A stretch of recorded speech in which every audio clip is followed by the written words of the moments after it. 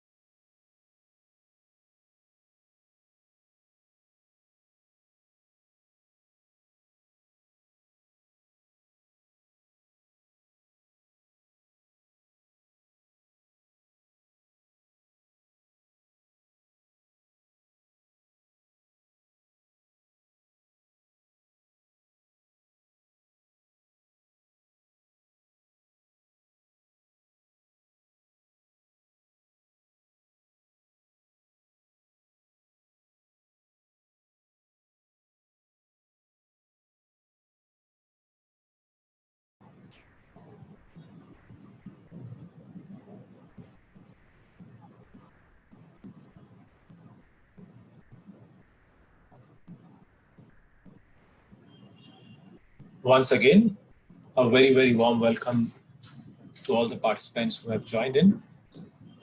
We have several hundred people registering for this program today, and we have already around 210 participants logged in and many more joining in very swiftly.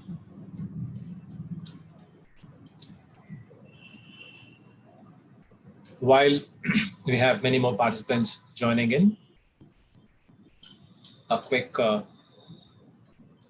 basic information which will help everybody. We have a Q&A tab at the bottom of our screen where you are encouraged to type in your questions and during the entire program.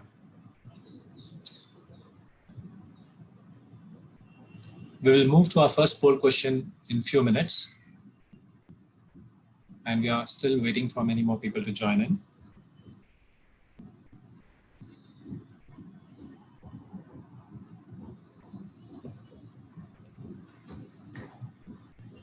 Now we have over 250 participants and it's 4:02, so we will start our program. And let me once again formally welcome each and everyone on behalf of Marsh & McLennan for this webinar.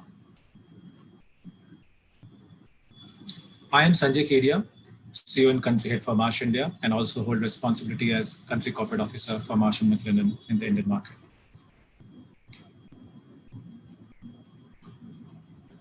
Today is the launch of our series on excellence in risk and insurance management, the new risk order.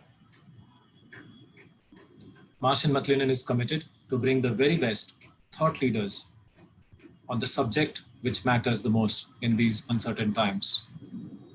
In this month of October and November, we plan to bring 8 to 10 topical webinars on the areas which are of most importance to our clients. Today is the first series, and we chose the subject of mental well-being. Why mental well-being as the first series in the new risk order? Yes, tomorrow is the Mental Health Day globally, and we are on the eve of Mental Health Day. That's one. But also, it is widely known that this COVID has, of course, caused uncertainty, anxiety, stress, and the number of people who have been affected due to this times on the mental health is probably far more than the COVID infection itself. It is also a subject which is not spoken enough. We all know there's an issue of stigma globally and more so in India. So it's very important that something which is widely prevalent, less spoken, affecting everybody, and the COVID has spiked this whole issue. We bring this as the first topic of our discussion on the new risk order series.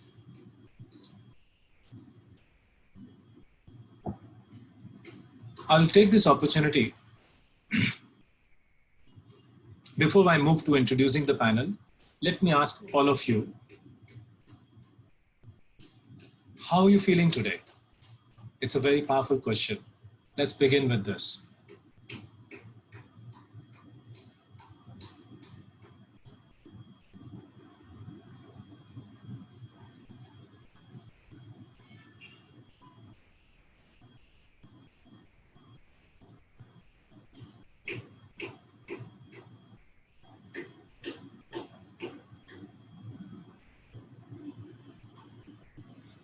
It is very amazing. 49% of the people who are attending the program are either feeling anxious or very stressed.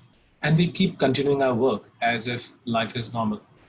And that's the reason we are here today to discuss this very important subject. Next. Next. So what are we going to discuss today? Dr. Nimita Menon, she will very quickly discuss about the India insights. And then we move on, and the bulk of our program is to understand what is the global insights on this whole subject of mental well-being. Next slide. We have with us Dr. Wolfgang, who is the global leader for Marsh & McLennan under the brand Marsh Benefits for the workplace health and the mental health. Dr. Wolfgang is a psychiatrist, but also has an education and a degree on the business. I'm pleased to share Dr. Wolfgang was the first person to do the study and launch the model on return on investment at Harvard Business School back in 2002, which popularized this whole concept. He has tons of experience in variety of roles, running EAP business, running these large consulting practice globally for the Marsh Benefits. And we'll have the privilege of listening the best practices and what we can do to benefit this. We have Dr. Nimita Menon, as I shared. She'll be touching the India insights. And Praval Kalita, the leader of Mercer Marsh Benefit business in India, he will moderate the question answer open house. Before I hand over to Dr. Nimita, a quick observations. As we said, though it's such a widely prevalent issue on the health, the government of India recognized this issue, and under the Mental Health Care Act last year, it was made compulsory that every insurance policy in India should include mental health. Insurance regulator followed immediately and made it compulsory under every health policy. Having said this, it's a bit of a joke, it's a bit of a myth that your insurance claims are covered under mental health, in spite of this act and in spite of the regulatory push. Let me share some statistics. Marsh manages over 6 million lives under the various medical programs in the country. And our entire claim database, we find not even 0.1% of the entire claims are related to mental health. Why? The reason is very simple. The Indian insurance system basically covers hospitalization. And we all know under the mental health, the biggest cost is access to quality psychiatrists, psychologists, which is not covered unless you're hospitalized. And the second challenge is the insurance program excludes specifically in almost all the policies anything to do with addiction or intoxication. And we all know that the mental health many times are interlinked, and you go for the de-addiction program and that gets completely excluded. So with these challenges, the current program excludes most of it. There is a light at the end of the tunnel. Recently, the regulator allowed telehealth consulting as part of the insurance program during these COVID times. So under telehealth, a portion of EAP consulting can be included, but that's just a beginning. Marsh is committed for this cause, and I know you are all committed for the cause. That's why you are here. We will work with you to push the regulator, to push the insurance market, and bring in the very best access which our colleagues and our employees deserve, what is available worldwide. With this, I invite Dr. Nimita Menon to share some facts on the Indian situation, and then we will have a quality time with Dr. Wolfgang. Over to you, Dr. Nimita. Thank you so much, Sanjay.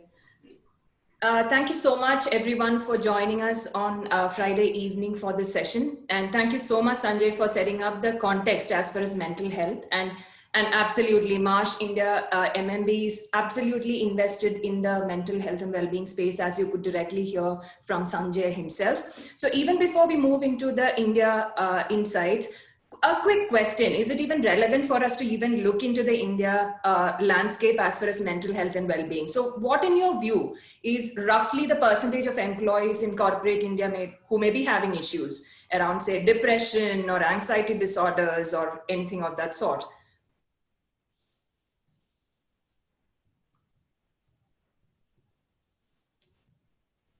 Wonderful to see that everything is moving beyond 10% for sure. I can see that here. Great.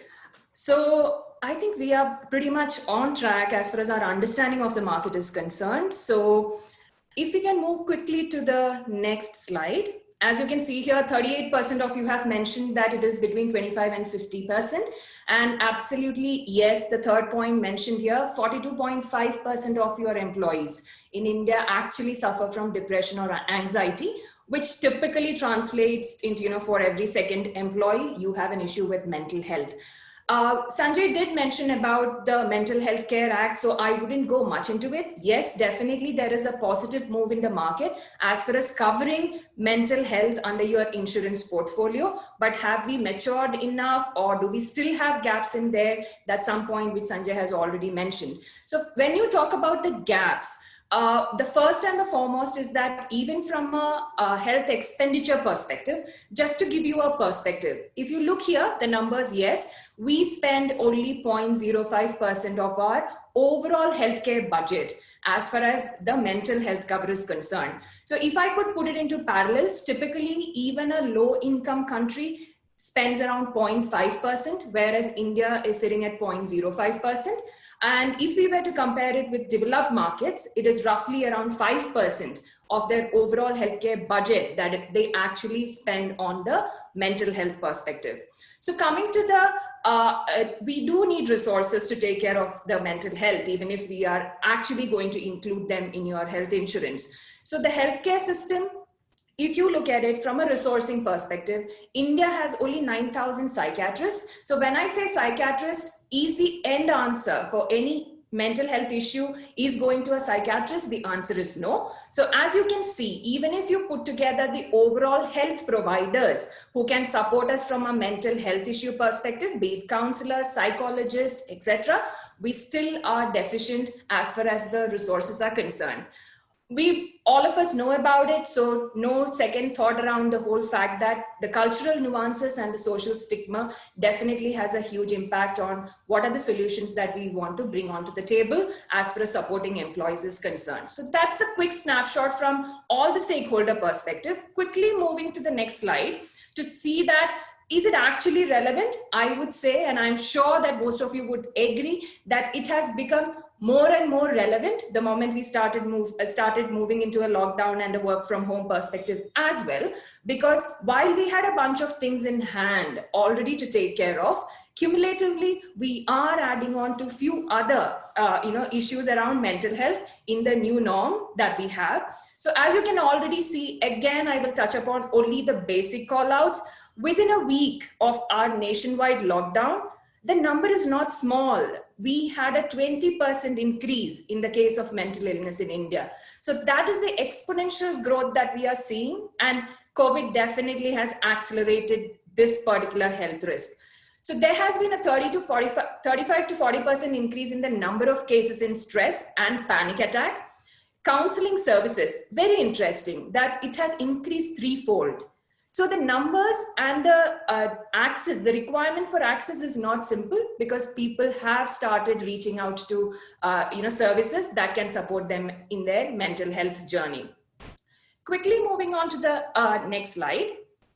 This is an interesting study we did because data talks much better than n number of words, right? So as you can clearly see here, from a solution perspective, let's be very honest that in India, EAP is one of the solutions that we actually reach out to when it comes to mental health. We did see a spike of 66% moving to a 92% when we went into a COVID situation. And that definitely links to the previous slide as well. One another key call out that I wanted to make in this particular slide is it right for us to look at mental well-being as a standalone issue? The answer is no, because let's look at the other options given here, right? Be it financial well-being, be it preventive care, be it primary care, be it mental well-being, all of them are interlinked from the sheer fact that mental well-being can be a cause or an effect. Let's take the example of somebody who has gone into quarantine. You had a physical issue of COVID, you went into quarantine, you actually end up with a mental issue, which is an effect of something physical. Similarly, it can. So there is a lot of interlink between your physical, mental well-being, financial well-being. So you shouldn't be looking at it in isolation.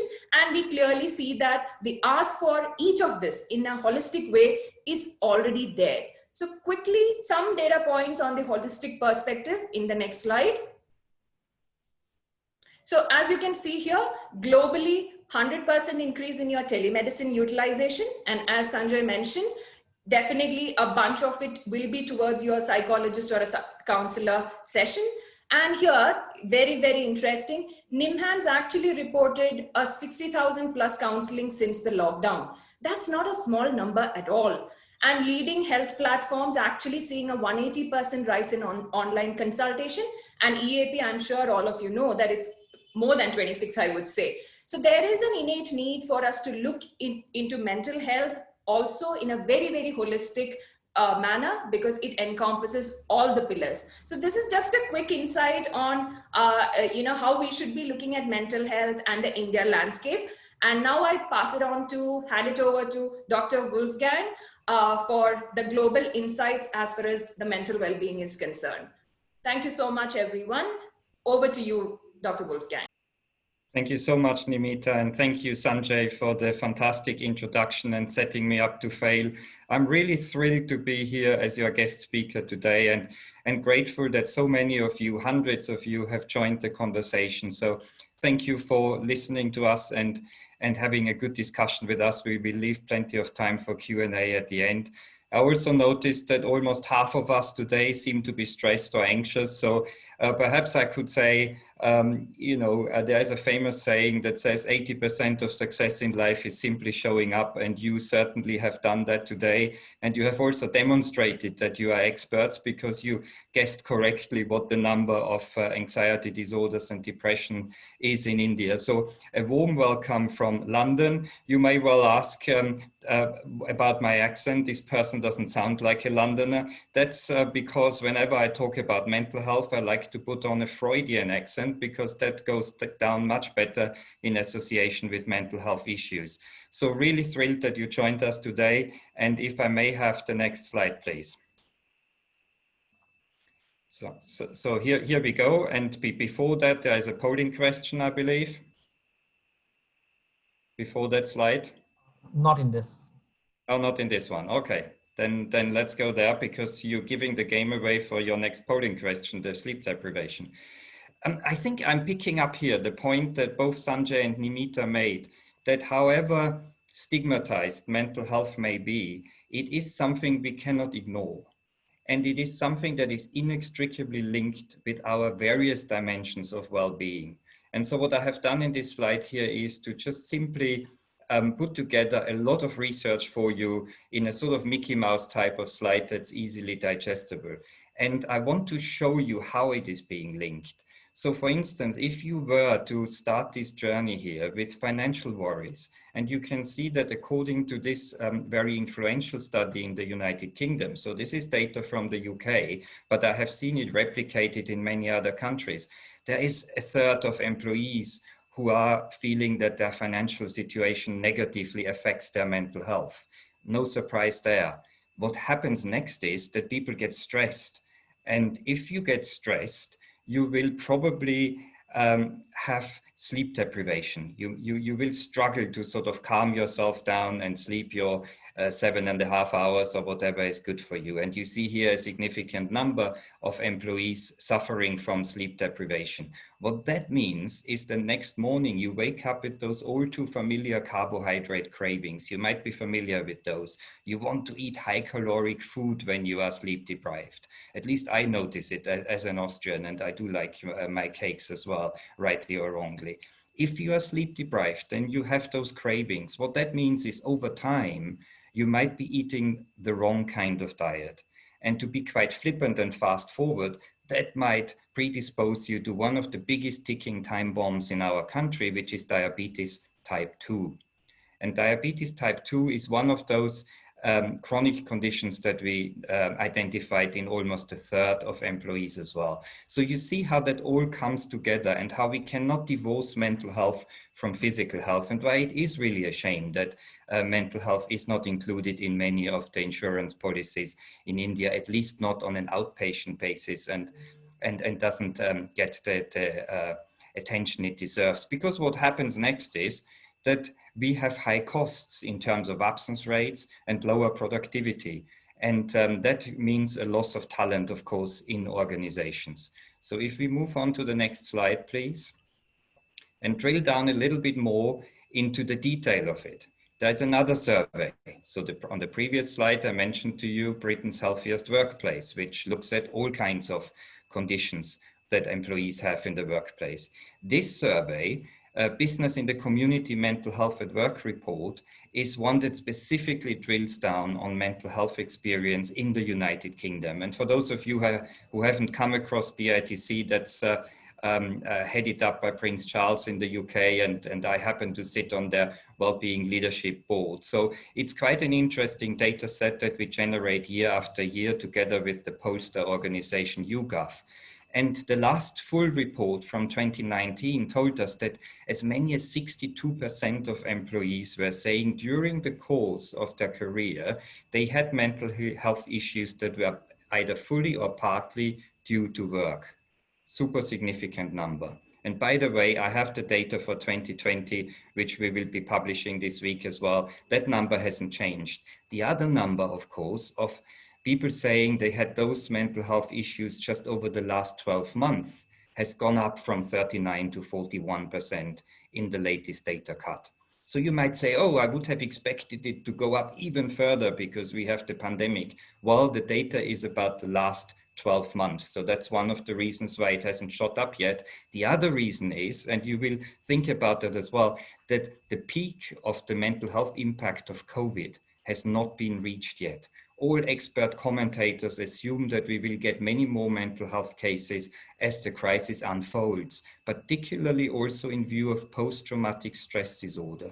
If you think of people who are working on the front line, doctors, nurses, people in supermarkets, and whatever frontline key workers we have, they have seen things they have never seen before. Even the medical profession that's very well prepared to see death and suffering have seen more of that kind than what they were used to. So we will see more cases of PTSD. Also, don't forget, unfortunately, we have lost people to COVID, and other people have had to go to ICU.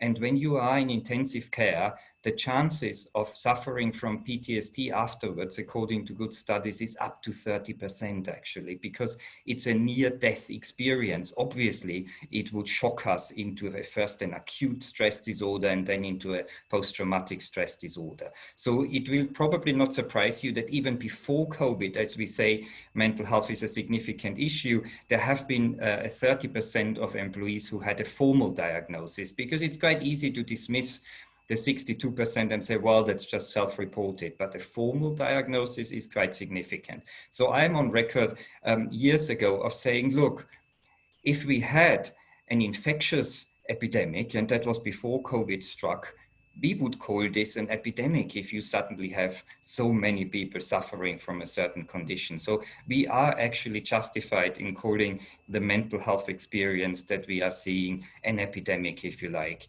And a good epidemiologist would do something very simple. They wouldn't lament and say, oh, poor, we have so much mental health, there's nothing we can do about it. How can we destigmatize it? Let's use a few more celebrities to help to change the culture. No, they would say, what's going on here? What's the infectious agent under inverted commas? What's the environment that upholds this situation? And I show you that on the next slide, please. On the next slide, that's something where I say, let's drill down into what are the causes of mental health. I admit it sounds unwieldy, but on the other hand, it makes life much easier because you know where to start in your organization. First, there's financial worries, and that leads to stress, pretty obviously. So we need to do something about that. There are still toxic cultures in the workplace, I'm afraid. And people talk about being harassed in the workplace. And you will have obviously have come across the Me Too movement, and women get more harassed in the workplace than men do.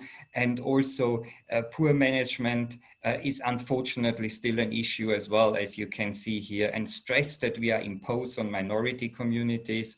I mean, COVID has shown, particularly in the UK and in the US, that some ethnic groups are affected more than others, at least as far as the prognosis of mental health is concerned, and the prognosis of COVID, which actually has nothing to do with their genetic makeup. It's all to do with inequalities in health and access to healthcare and where you live and how educated you are and so forth. And I know there is fantastic data for India as well to show that region by region as well. So I think the call to action here is in a way quite simple. Instead of just saying mental health, we don't know what to do about it, there is a call to action in terms of a number of issues that we can tackle here. And if I may go to the next slide, please. Let's now see what we can do about all of that. So we talked about mental health and we sensitized ourselves to the issues that are around. And they are significant issues, of course. And the social stigma around mental health is something I don't deny, of course.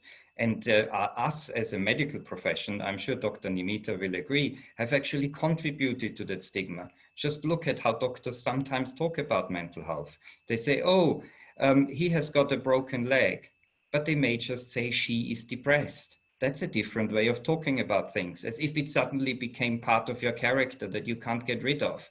Well, of course, a good scientific approach to mental health would say that has a beginning, a middle, and an end, like any other disease. And if we treat it very pragmatically, just like we treat musculoskeletal issues like back pain, and we know where we are starting from, what's the quickest access to a diagnosis, what's the quickest access to therapy, then we would do much more for destigmatization of mental health than just lamenting about it. Because if managers just knew where to refer people to, then it's a simple issue. I mean, I'm not minimizing the issue and the suffering, but I'm making it simpler for managers to have a referral pathway they can use, because managers want and need to discharge their duty of care, and they are the custodians of productivity. So let's do something about it.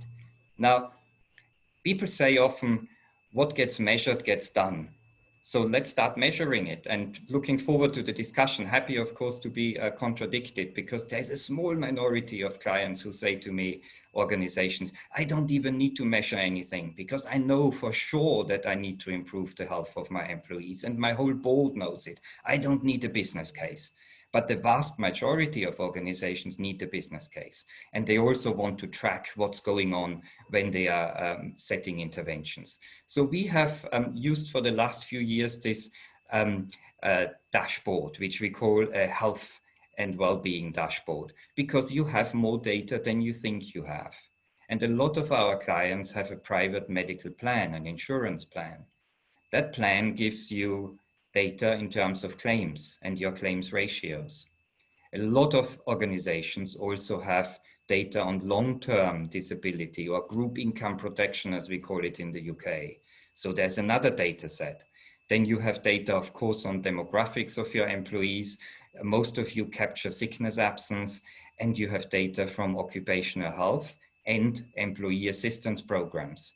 And if you're very lucky, you have already looked a little bit upstream and tried to find out what is going on in individuals who are not manifestly sick yet, and you have something like a health screening or HRA type of program. So you have lots of data. Now, the crux of this data mining piece and why the dashboarding is important is that if you look at the data in isolation, you get a different story. Because, for instance, in the UK, and you can educate me about Indian claims data, I mean, we have done a lot of dashboards in India as well. The medical plan will tell you that you have a lot of musculoskeletal issues in terms of frequency, and you have very high and costly claims in terms of cancer. But then you go to the long-term disability or income protection data set, and it says, no, it's all wrong, at least in the UK, because mental health has overtaken musculoskeletal issues. And then you talk to someone else in HR who in isolation and blinkered only looks at sickness absence data, and they would say, no, I can only see colds and flus here. That's the most important thing we should tackle. So in order to get a really good data-driven health and well-being strategy, you would want to cross-reference all the data. And the other thing you would hopefully want to do then is to say, I want to benchmark. What do my competitors look like? What does the industry sector look like I'm working in? And so then we benchmark and compare the data to other organizations. And of course, you also want to then transform what you have seen in the data into a good strategy. And on the next slide, I'm showing to you, there's a polling question. Finally, there it is. So let's test now how much attention you paid to the sleep deprivation thing. Can I have the question, please? No, I don't get, here it is. So do you believe that there can, oh no, we are going straight to return on investment. Do you believe that there can be a quantifiable return in case of mental health and well-being investment?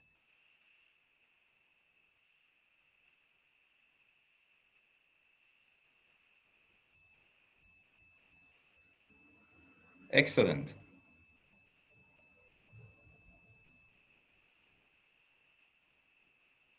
Okay, the majority agrees with us that there could be a case, and we will show you a case later and maybe can persuade the others who are not entirely sure that they might join the majority as well on this one.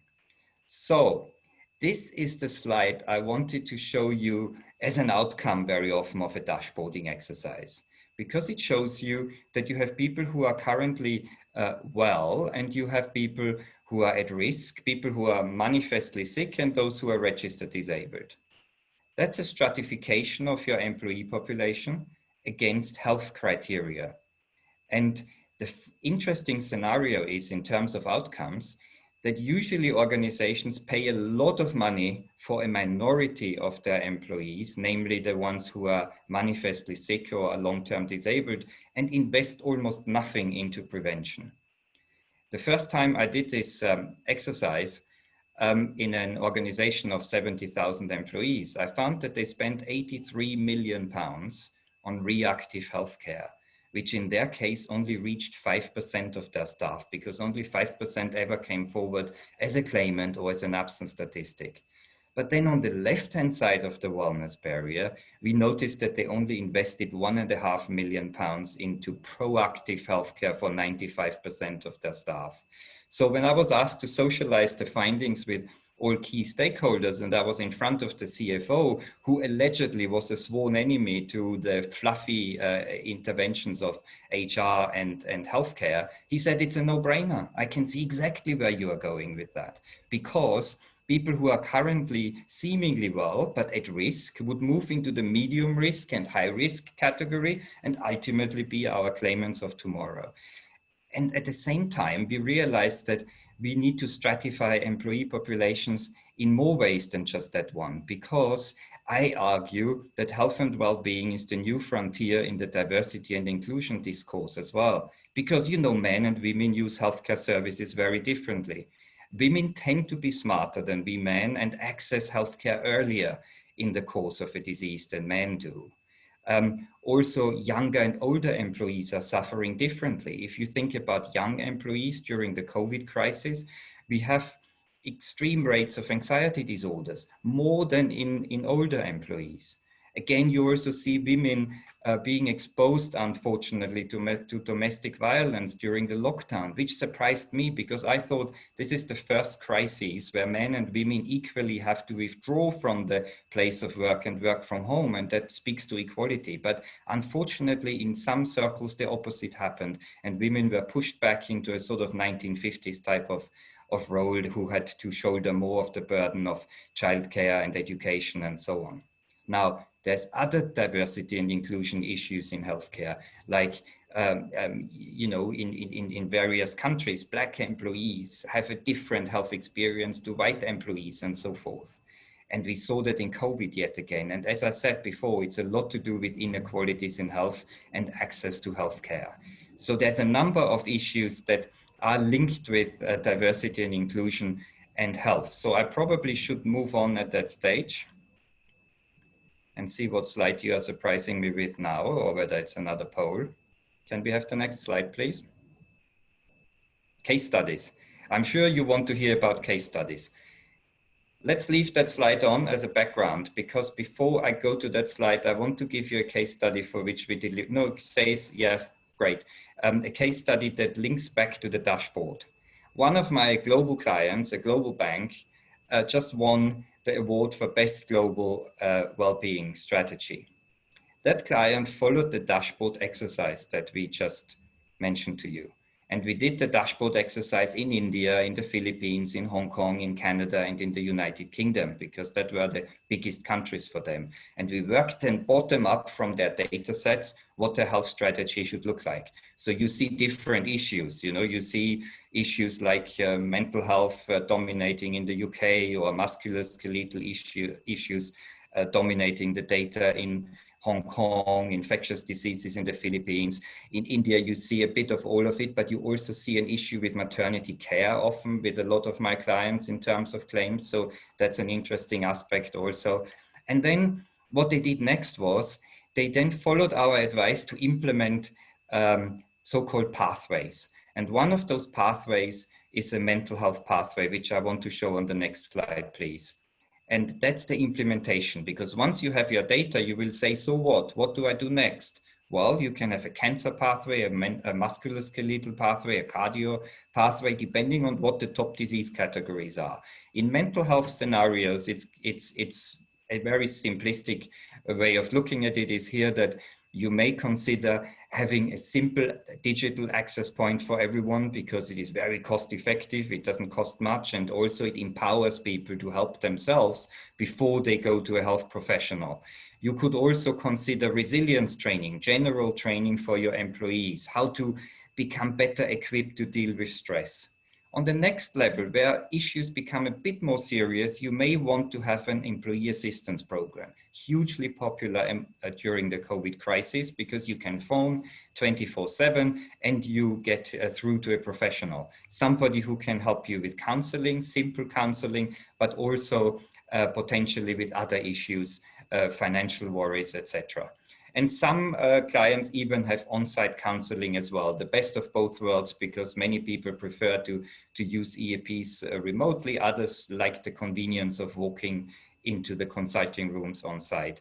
For some issues, the EAP is not potent enough, because if you have an identified post-traumatic stress disorder, for instance, you do need a psychologist to deal with that. An EAP counselor can screen for it, but cannot treat it per se. So quite important to have a next escalation level as well. And if you have particularly exposed employees to stressors, you want to have a targeted resilience training for them to discharge your duty of care. For instance, when I work with social media companies, you know, they have those content moderators online who see the most horrific stuff. And as a company, you have to help them deal with that psychologically, because it always resonates with their personal life, what they are seeing. It can be quite stressful to do that type of job. And a tiny minority of people really need a fully fledged psychiatric intervention, but not everyone needs that. So on the next slide, I want to show you the outcome of such a case study. So it was an organization in the service industry, and they had actually anything that money can buy. They had all those services in place that I mentioned to you.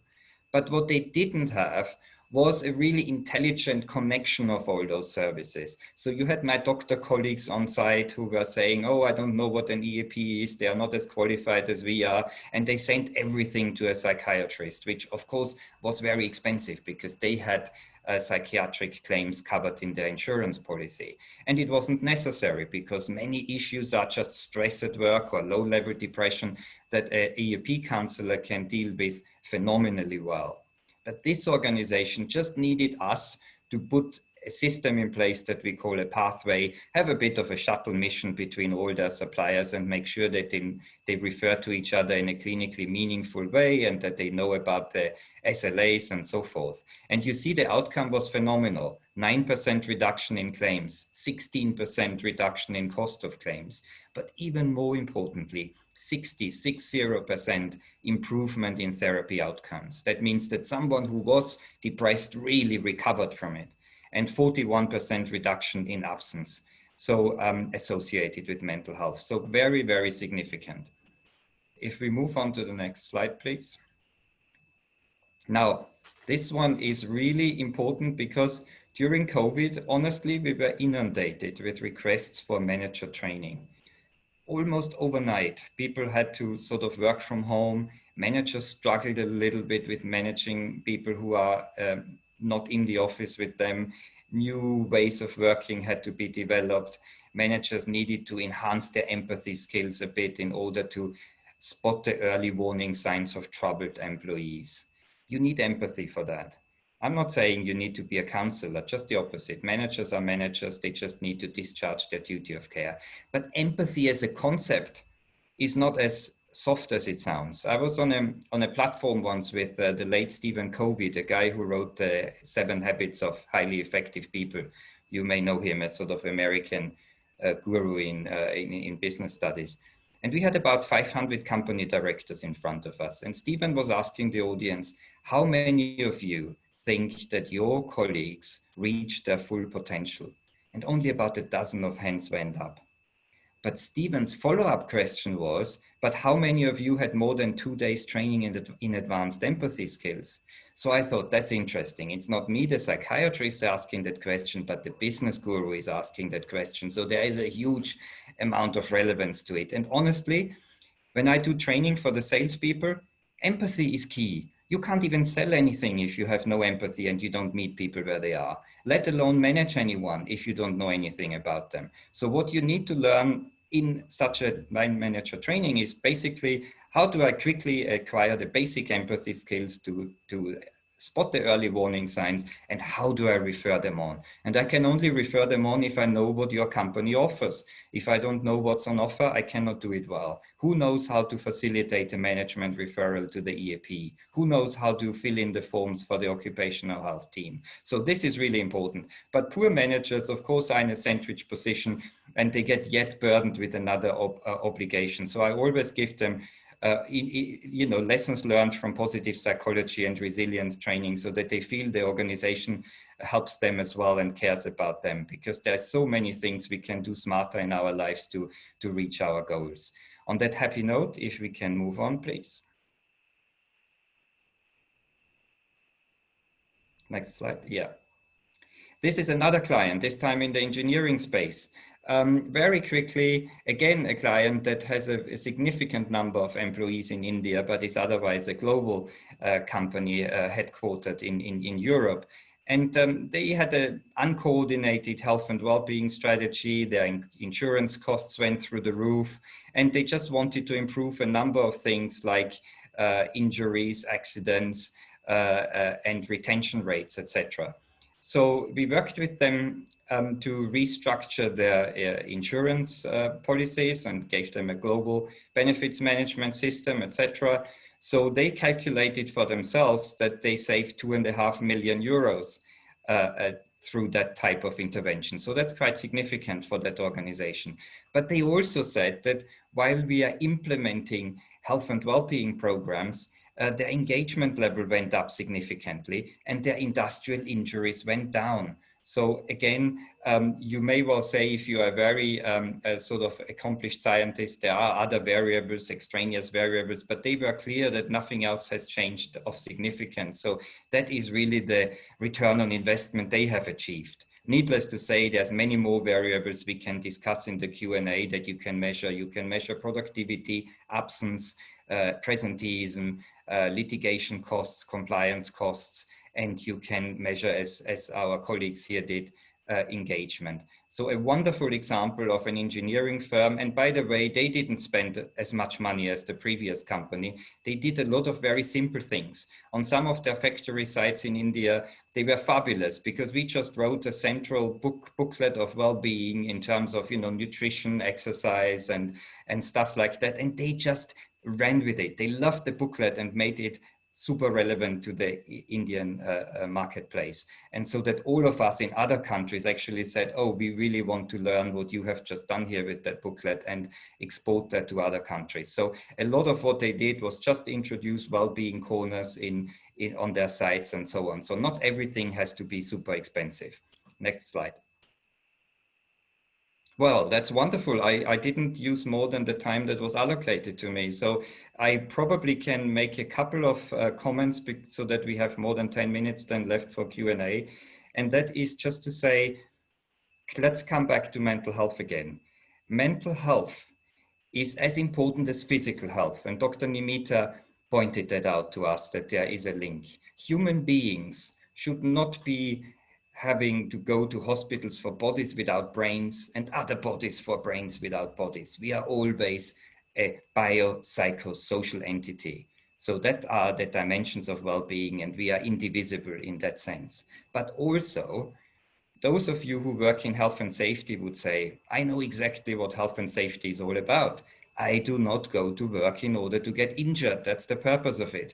But why are we going to work to get psychologically injured? And the data that you have shown me at the beginning and the data I have shown you from the BITC survey suggests that a lot of us feel that we get psychologically injured at work.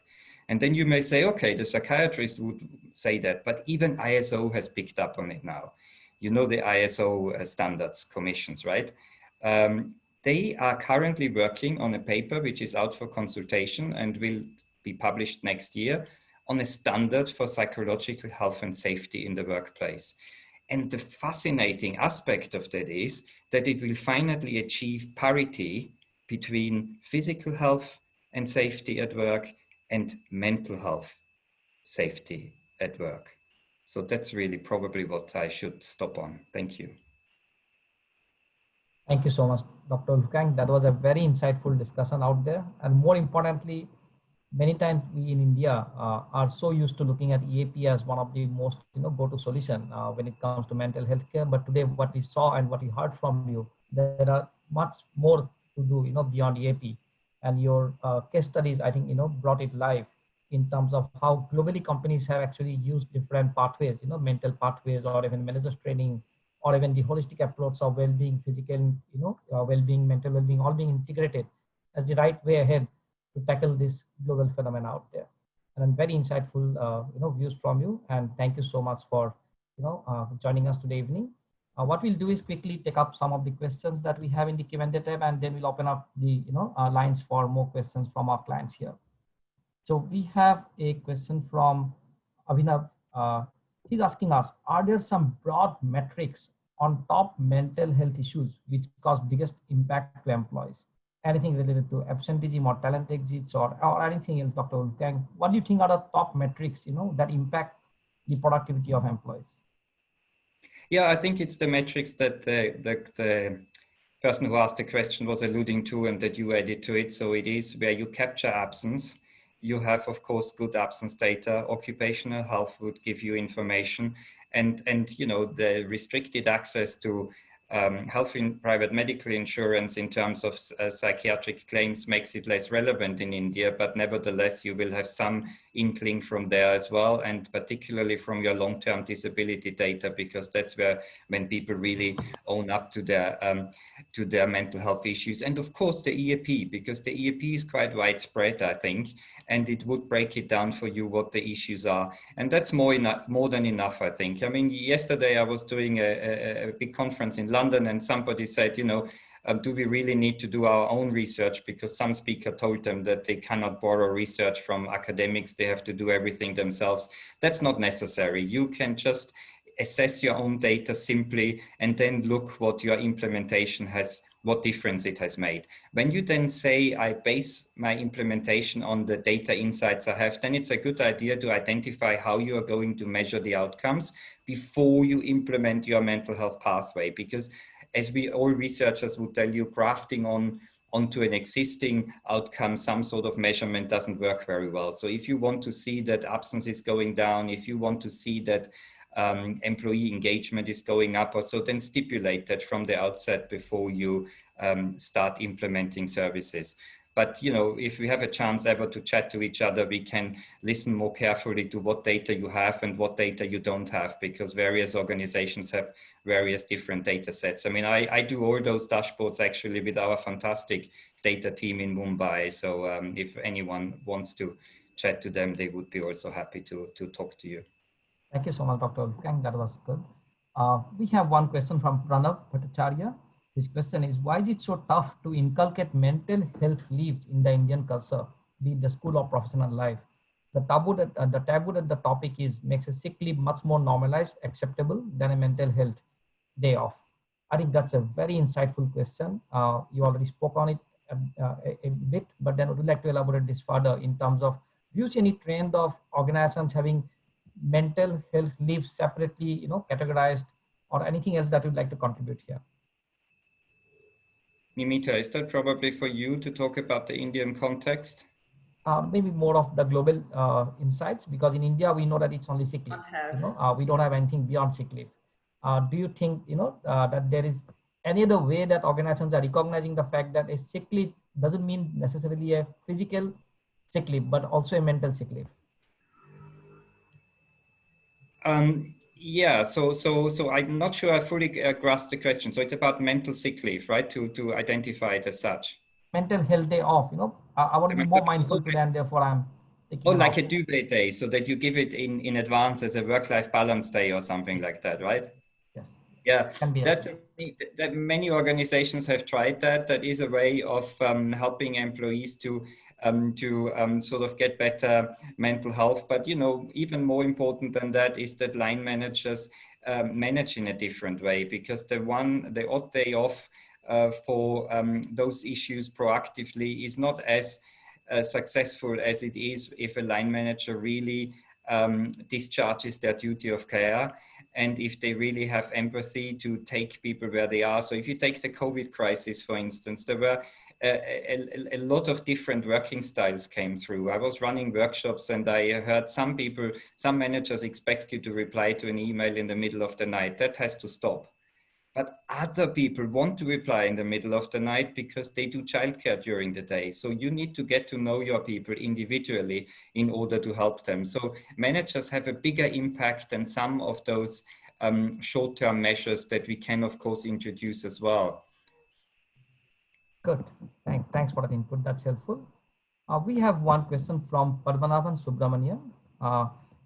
It's a large question, but then I'll just summarize. I think we have seen a few incidences, high profile, you know, suicide cases. In fact, you know, coincidentally, a couple of days back, you know, the CBI director, in fact, he committed suicide, ex-CBI director, he committed suicide. And that was somebody who's supposed to be so tough. And, you know, CBI is the investigative agency in India. Somebody who's supposed to be so tough, and yet he took this decision. Are there any helpline typically, you know, that you see in different parts of the world where sort of like a panic button and somebody can be reached out, and, you know, you have a dialogue to prevent that incidents from happening? Do you see any? This is a very serious issue, yes, and suicide rates in many countries have actually increased also during COVID, because stress levels have increased so much. And as I said, some people were on the receiving end of violence and harassment, which of course feeds that negative cycle as well. Suicide is an unfortunate issue that cannot be brushed under the carpet, and all psychiatrists would tell you that you cannot push someone into suicide by mentioning that word. If you have the suspicion that someone is thinking about it, you know, you are not pushing them into suicide by having a very thoughtful and careful conversation. Of course, there are helplines in most countries. You know, in the UK, it would be the Samaritans. There's also a number of toolkits. So for instance, if you were to go on the BITC website, the Business in the Community website in the UK that I mentioned earlier, you will see that we have just published some guidelines on suicide prevention. And it's probably worth having a look there and browsing around other sites as well. But again, you know, the first port of call, the easiest one to communicate is your employee assistance program if you have one. Okay. Thanks for that. We have a question from Aparna. Her question is, from a diversity lens, are there any specific initiatives, you know, especially in Indian context, and Dr. Nimita can also contribute there more, that can be taken to ensure that the minority groups, women being our core focus area, experience greater support from us?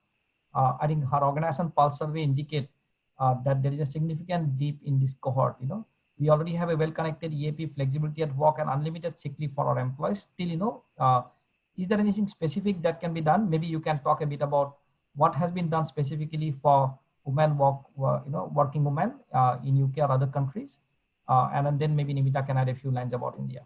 Yeah, fun. Yeah, that would be great. Yeah, really important to really harness diversity here. And by the way, you know, it should be inclusion and diversity, because if you don't have inclusive policies, you will not achieve diversity in your organization. And we always say D&I, I do it as well, of course. I think the best way of looking at that is probably through the lens of psychological safety.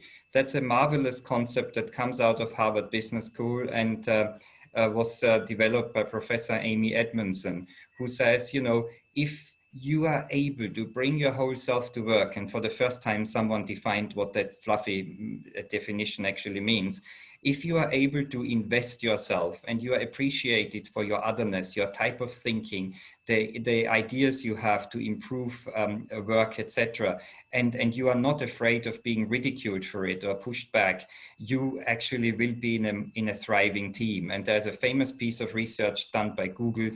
They found that people who have teams who have high levels of psychological safety outperformed their targets by 19%, whereas those who have low levels of psychological safety underperformed by 17%. So really important that you have that diversity of thought and appreciate it. And I think in mental health, it's more important than anything else. As I said, young people, older people, different races, minority groups, ages, and so have different psychological needs. And diversity is more than just age, race, and gender. It's also even educational background. Fantastic research suggests if we all had degrees from Ivy League universities, we would not be as good at problem solving as a team as we are when we are a mixed group. You know, you need someone maybe, yes, from Cambridge and someone from Harvard, but you need people without a degree as well. And together you are much stronger. And it's not women are per se smarter than men, but the mixed groups of men and women are stronger than the individual groups. So that's quite important to say as well. And we also have to learn from the way how women access healthcare earlier, and we need to teach men who turn suddenly into the disadvantaged group when it comes to mental health. We have to teach them how to spot the early warning signs and how to access healthcare, because ultimately, as you know, men who feel so strong are still the ones who die younger than women. So when I teach my medical students, I always say to them, 500 pages of epidemiology textbook you can summarize in one sentence: women get sick and men die. Very interesting, very interesting. Very thought-provoking statement out there, yes. Nimita, anything from your end in terms of the Indian context? Yeah, absolutely. I would completely agree with Wolfgang on the workplace safety and the diversity and inclusion, which typically get lost out when we are starting to talk about the diversity piece. So specifically to the question which came up right now, I would say that I would link it, in fact, to the previous two questions as well. Let's be very clear about the fact that, and Wolfgang, correct me if I'm wrong, even from an India perspective, I think in a corporate setup, the moment we are even bringing on a solution from a mental well-being perspective, I think the culture of the organization needs to be literally resonating the acceptance of something like that, even for people to come out and start using it. So be it about the mental health leave that Pranab was asking about, be it the suicide prevention, you know, is it a cumulative effect or is it a spur of the moment? There is something called a proactive access that you at an individual level should, literally come out and start taking if we need to have an impact on your mental well-being, right? So it's sort of balancing it out, be it on your diversity inclusion piece or rest of the mental health solutions piece. Definitely there needs to be that culture creation within the organization as a very, very core baseline where I as an employee feel accepted irrespective of even a tiny little issue I have. So probably a lot to do, as Wolfgang was earlier mentioning.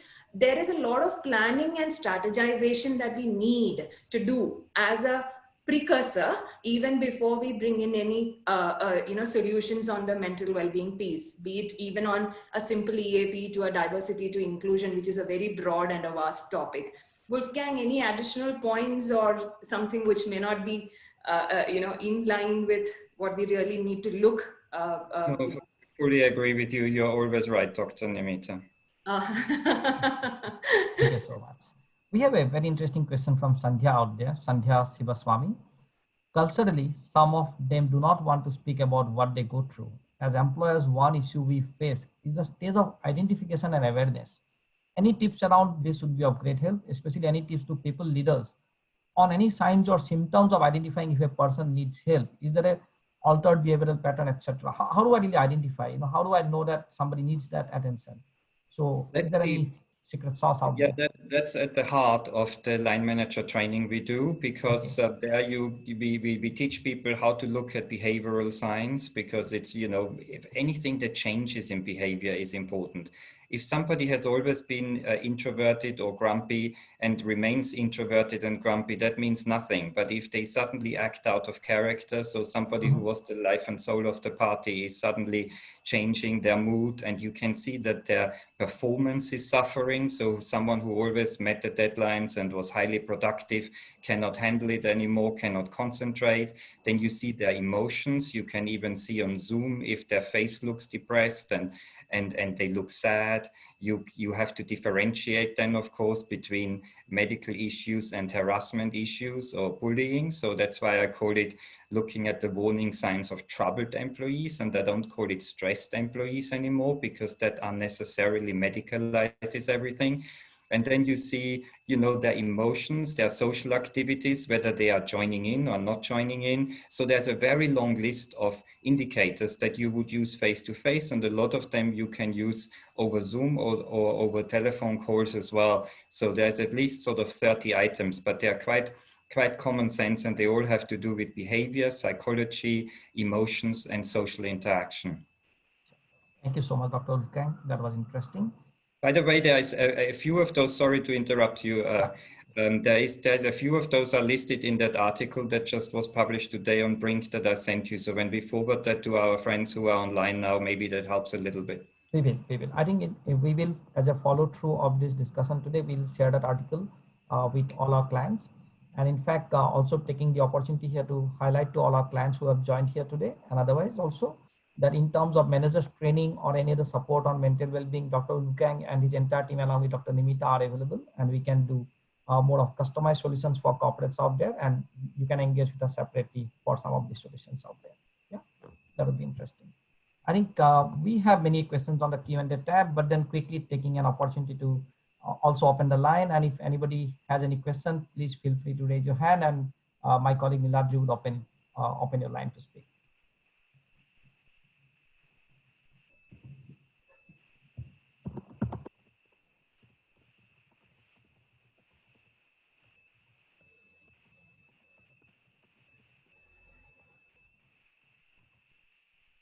Okay, so we don't see any raised hands, so I'll continue to cover some of the Q&A tabs, some of the questions that's already there on the Q&A tab. So I think Dr. Wolfgang, yes, this is a question from Ramanath Kamath. He's talking about the fact that yoga and meditation has been globally imported from India, and yes, we have exported in that sense yoga and meditation to many parts of the world from India. Do you see any trend around some of the other parts of the world where yoga and meditation also has been inculcated as a part of the overall mental health care ecosystem? Sorry, I didn't hear. So yoga and meditation, are these also part of any of your overall framework of mental well-being?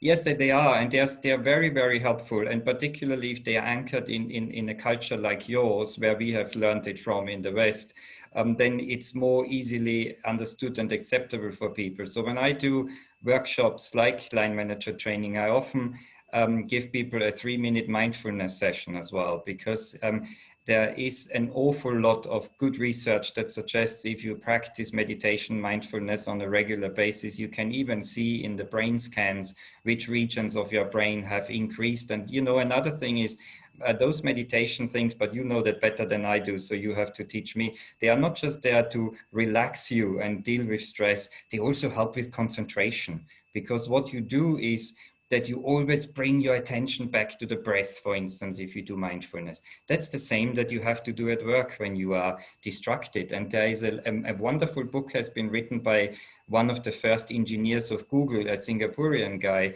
who wrote on mindfulness in Google. And he explicitly says that he thinks it's really helpful for the programmers to train themselves in concentration as a side effect of their mindfulness relaxation meditation. Thank you so much. We are almost at 5 o'clock, so we'll close the question. I'll just park one last question here, and after that, I think we can close the session. Unless there is any raised hands, we'll take that. Otherwise, we'll close this. So Priya Sharma has asked a question. Would it be beneficial to outline objectives and implementation strategies to promote good mental health in the workplace? How much of, therefore, objectively identifying the strategy at the workplace to promote good health is important. Secondly, would the strategy be different for leaders and the employees? Is there a different way of strategizing this for employees and leaders? And leaders. Well, yeah, I mean, first of all, yes, I mean, D&I and mental health go hand in hand. So promoting the two together would be extremely helpful. And also sometimes, you know, that sounds very pragmatic and banal, perhaps. People don't have a ring-fenced budget for health and well-being, but they have one for D&I and for training. So I often say, why don't you repurpose some of that budget as well?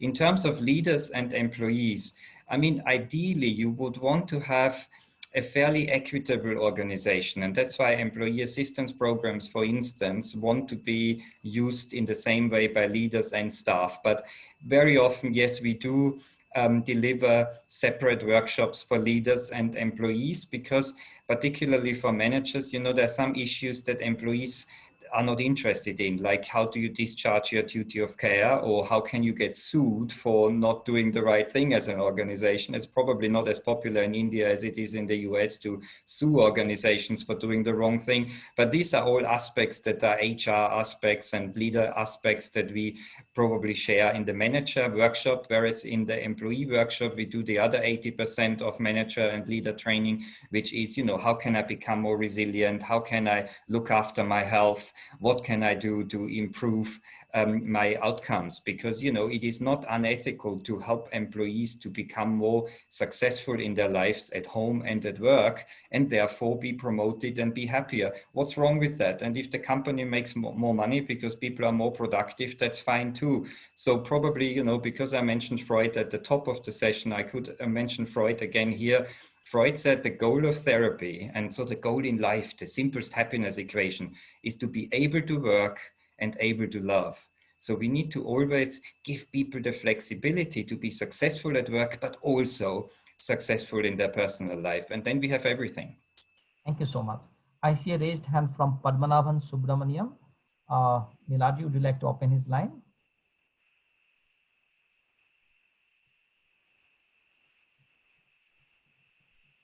Do we have Padmanabhan Subramaniam here?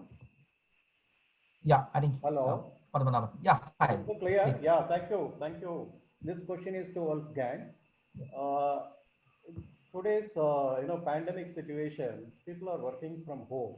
Most of the companies have started this as a new normal.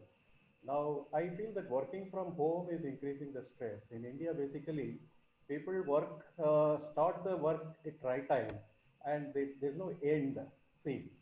So, is this the same scenario in elsewhere also, other geographies? Absolutely, And that is. how this is increasing the well-being and mental health problems? Yes.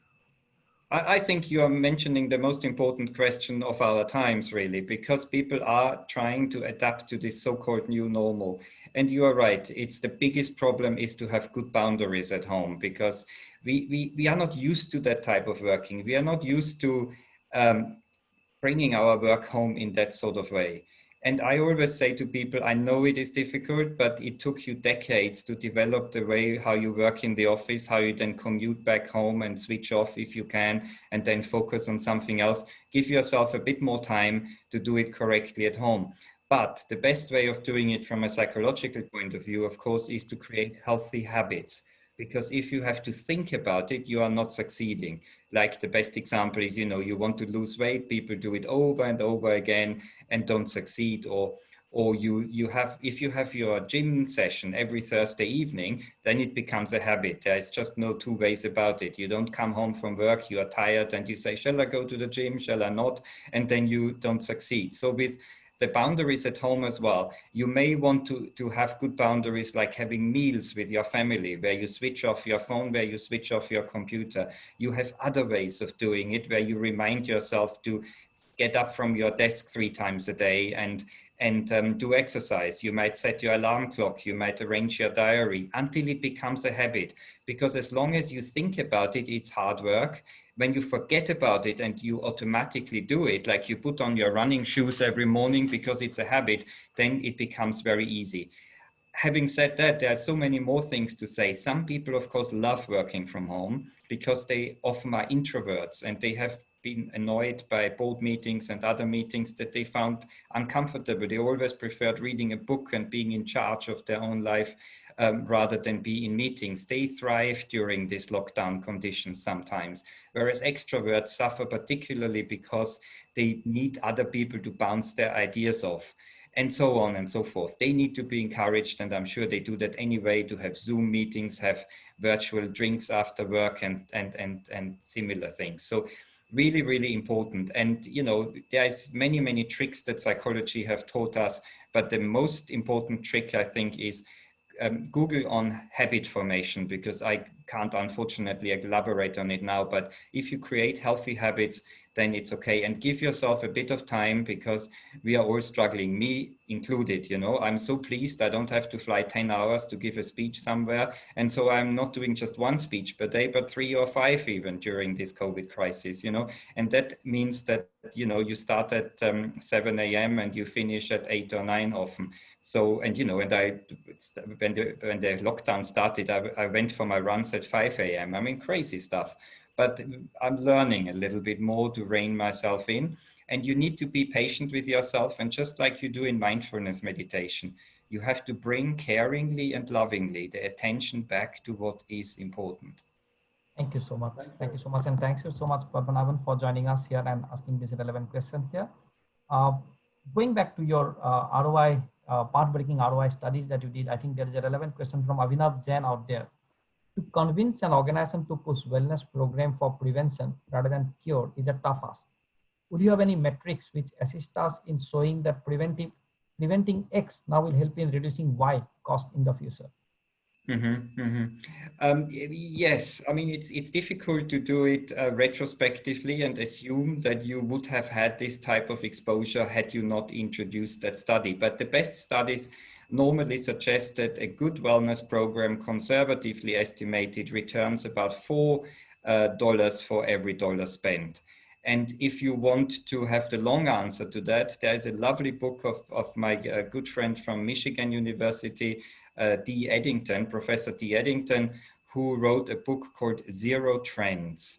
And if you Google that, Zero Trends, that's sort of his life's work summarized as to how he did studies in the economical evaluation of workplace well-being. So that's a good way of doing it. The other thing is simply, as I said, look at your data now and look at your data after you have done something, in the way how we introduced the dashboard exercise to you briefly, and how we then showed you how this particular company found that one of their implementations, namely their mental health pathway, had significant impact.